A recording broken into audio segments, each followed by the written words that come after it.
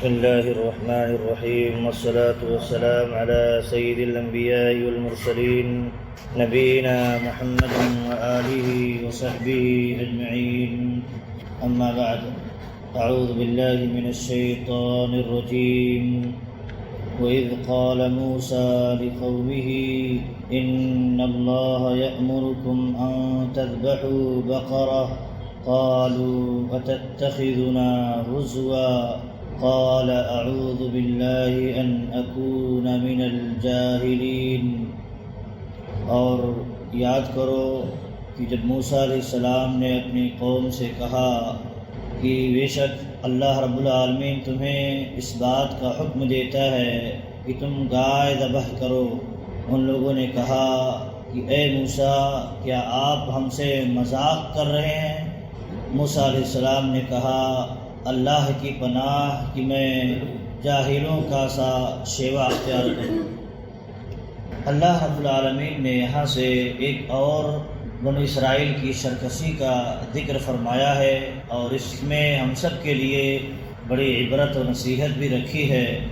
ایک واقعہ پیش آیا تھا، ہم تفصیل میں نہیں جانا چاہتے کیونکہ اس کا ایک نگیٹو مفہوم بھی ہے، اس لیے واقعے کی تفصیل میں ہم نہیں جانا چاہتے۔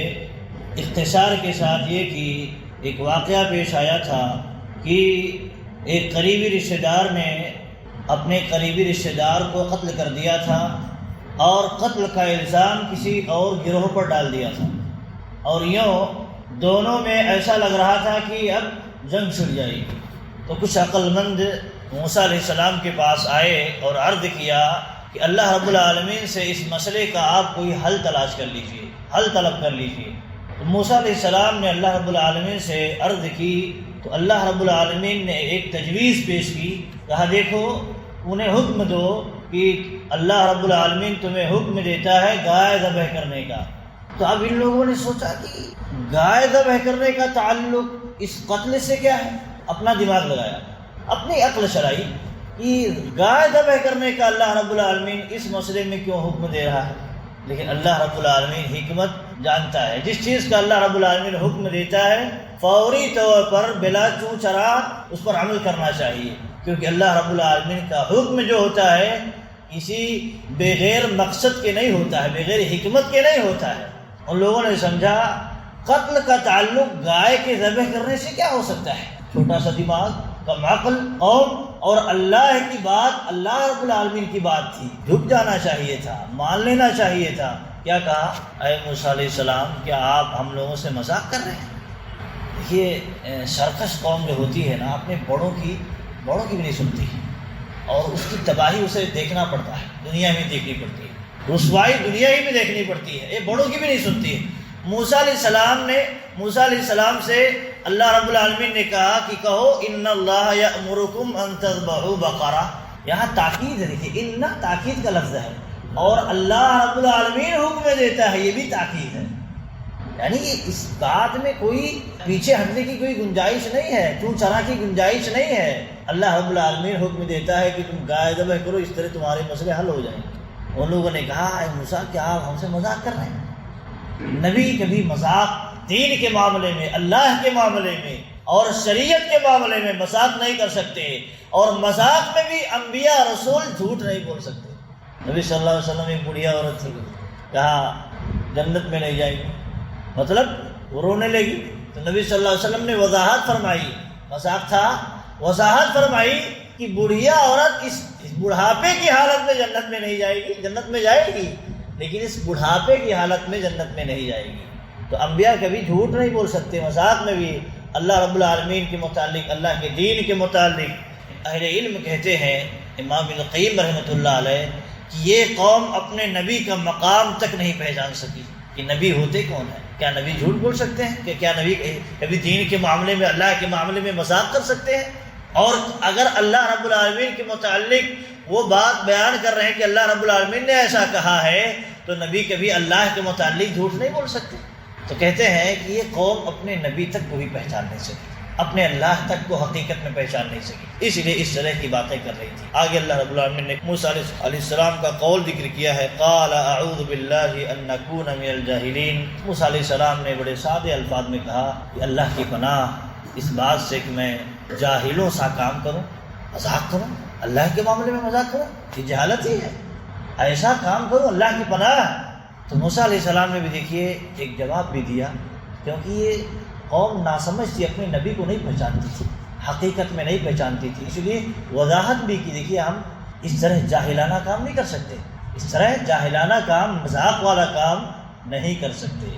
تو یہاں آپ دیکھیں اللہ رب العالمین نے حکم دیا تھا گائے ذبح کرو، گائے ذبح کر کے اس کا ٹکڑا اس مردے کو مارو تو وہ مردہ بول پڑے گا، اس طرح بات بن جائے گی اور حقیقت بھی واضح ہو جائے گی کون قاتل ہے کون قاتل نہیں ہے، اور یہ معاملہ جو لڑائی کی نوبت تک پہنچ چکا ہے معاملہ بھی رفع دفع ہو جائے گا۔ لیکن ان لوگوں نے دیکھیے اللہ رب العالمین کی براہ راست بات نہیں مانی، اسی لیے ہے امام ابن قیم رحمۃ اللہ علیہ صاحب کی تفسیر میں کہتے ہیں دیکھیے جب کوئی آدمی یا کوئی قوم اللہ رب العالمین کا حکم آ جانے کے باوجود بھی چوں چرا کرے، عقل چلائے، اپنے دماغ چلائے، ایسا کیسے ہو سکتا ہے؟